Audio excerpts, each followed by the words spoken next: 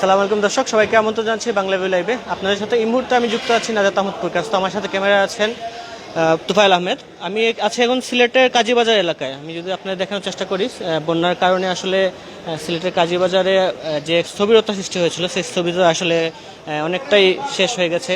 বন্যার কারণে এই জায়গাটিতে আসলে হাঁটু সমান পানি জমা হয়েছিল, যেটি আমরা জেনেছি। সেই কারণে এখানে ব্যবসা প্রতিষ্ঠান যারা ব্যবসায়ী আছেন তাদের অনেক ব্যাগ পেতে হয়েছে, তারা আসলে ব্যবসায় অনেক ক্ষয়ক্ষতি হয়েছে।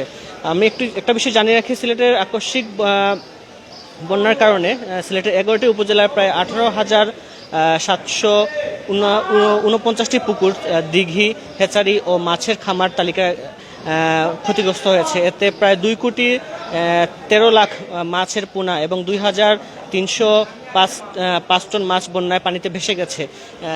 সেই দিকে বলা যায়, কিন্তু সিলেটের যারা ব্যবসায়ী আছেন তারা আসলে অনেকটাই ক্ষতিগ্রস্ত হয়েছেন বন্যার কারণে, যার ফলে এই ক্ষতিগুলো তারা পুষানোর চেষ্টা করবেন এই বন্যার পরবর্তী সময়গুলোতে। বন্যার পানি যেহেতু কমতে শুরু করেছে, মানুষের দুর্ভোগটা আসলে অনেকটাই চোখে পড়ছে।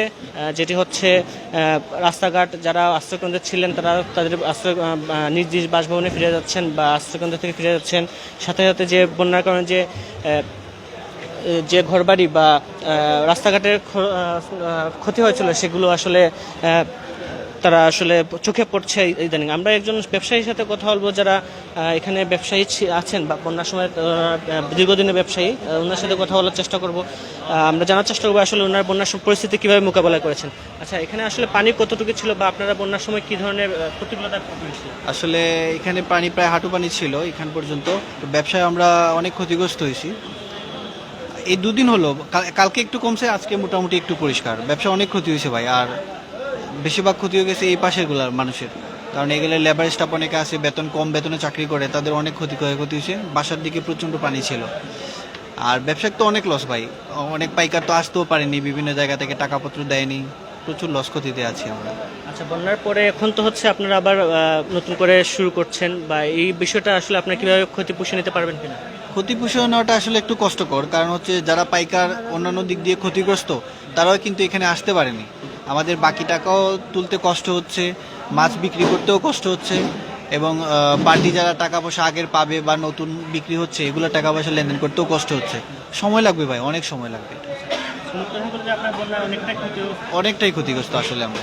ধন্যবাদ। যেমনটি আমরা শুনছিলেন আপনার দর্শক, আমরা একজন ব্যবসায়ীর সাথে কথা বলছিলাম, জানার চেষ্টা করছিলাম আসলে বন্যার কারণে আসলে ওনারা কী ধরনের প্রতিকূলতায় পড়েছিলেন। আমরা একজন ব্যবসায়ীর সাথে কথা বলবো যারা এখানে নিয়মিত ব্যবসা করেন। আচ্ছা, আপনার আসলে বন্যায় আপনারা কীভাবে ব্যবসা করেছেন বা ব্যবসায় কীভাবে বেগ পেতে হয়েছে? বন্যার সময় তো কিছু কষ্ট হয়েছে আমরা পানি নিয়ে কারণে।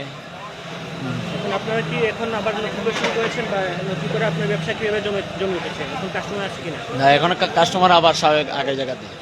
মাছের আমদানি কেমন এখন? আমদানি ঠিক আছে।